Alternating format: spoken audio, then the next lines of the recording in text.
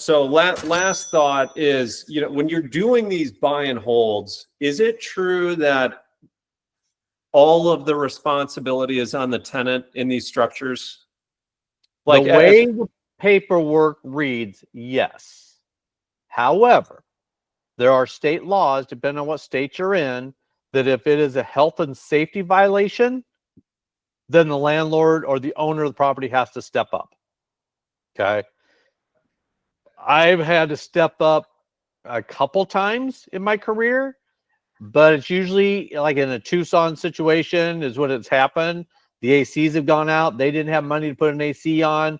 I happen to have a great AC guy down there, so I went ahead and paid for the AC, and they paid me back. We just had a sewer line collapse on one of our properties, and we've owned it for a couple of years. And that tenant had to pay $6,000 or $8,000 to have it all dug up and put a new sewer line in. If they would have pushed the issue and it went to court, I would have had to have done it. But according to our paperwork, it's their responsibility, and it is. So, I've never had, they may push me on it except for helping somebody in Tucson because they couldn't afford it right then and there. And I didn't want them in 100-degree weather down there. So 99.9% of the time, it is true cash flow for you. Yeah, and you got to remember, so I look at it, even if I have a vacancy, I don't count it as a vacancy. Should I? Maybe. But the difference between a landlord vacancy and my vacancy, the landlord has a month and a half of deposit, and more likely that month and a half is going to go to rehab that property. New paint, that kind of crap. So now it's gone. Whatever. Okay. Yeah. And then you may have it sitting for 30 or 60 days, depending. So in my situation, when I've got $10 or $15 or $20,000 option fee here, if I have to take $5,000 or even $10,000 of that and put it towards the property to fix it or the carrying costs of it until I get a new tenant buyer in there, then I'm going to get another $15,000 anyway. So replenish it. Is it money out of my pocket? Not really. Not really. Okay? Yeah. Because if you put the option fee away, and I teach my students, take that option fee, put it in a savings account just in case. Yep. Don't touch it.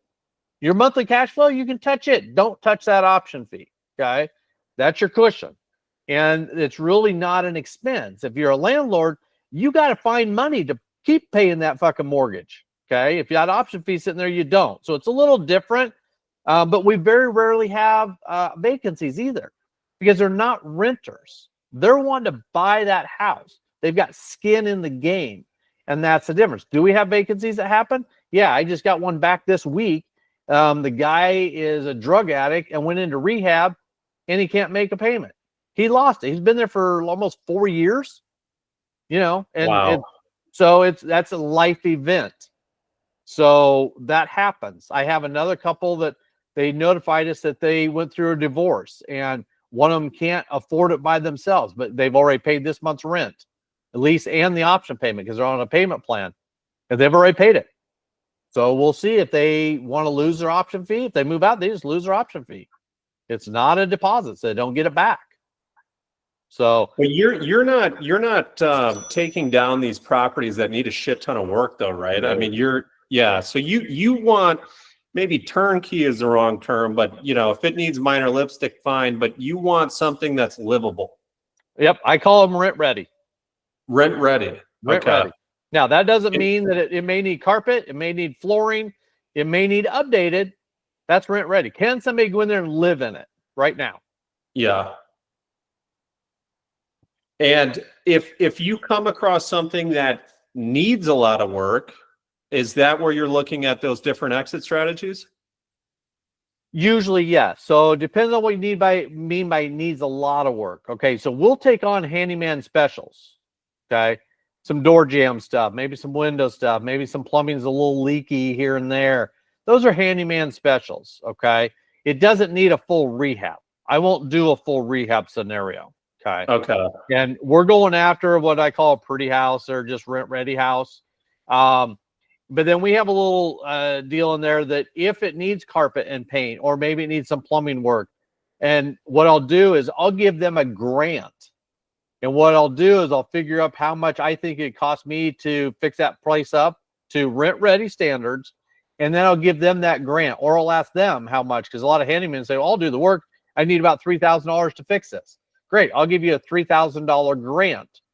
You provide pictures and receipts that you did the work. And I spell it out right in the option that here, a $3,000 grant for new carpet and paint, provide pictures and receipts within a certain time frame. If they do that, then I will take $3,000 off of the purchase price.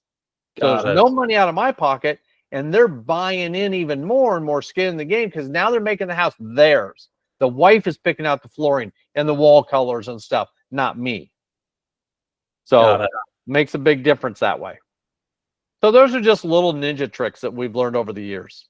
No, it makes sense. Yeah, it makes complete sense. I mean, yeah, I could ask questions for 15 hours, and I know now is not the time. So, but it's got my mind going, and now this is great. So, can you? Let's see. I think I have the link to the community. I could probably find it somewhere. Just do you have johnburgher.com. Okay. Yep. Just go on johnburgher.com, right where the course is, and then right in there'll be a link to the community, link to the calculator, all that stuff. Okay. And that's every Tuesday, you said? Every Tuesday, 3 o'clock Phoenix time. Okay, cool. Yep.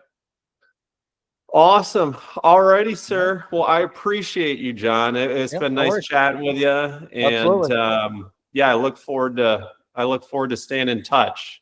Yeah, and actually I think we have our next meetup is in May. Yeah, May 22nd. You want to put that on your calendar? 4 o'clock here in my office. We do them once a quarter. Well, May 22nd at 4 o'clock. John's office. Okay. Yep. And we'll do some type of, I like doing panels because you get a different variety of people and so forth. So we'll bring 2 other guys in and do a panel, but it's a networking meeting of panels and so forth. And you'll get to meet, my whole staff. And a lot of times if you get here early, then you'll see them working for a while before anything ever starts. So sweet. Okay. Awesome. All right.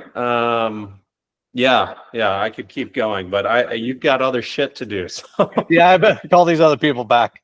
No, I hear you. Thank you so much for giving me some extra time. I appreciate you, John. No worries. You have a great day. Good meeting you. Yeah, likewise. Thank you. Uh-huh. See ya.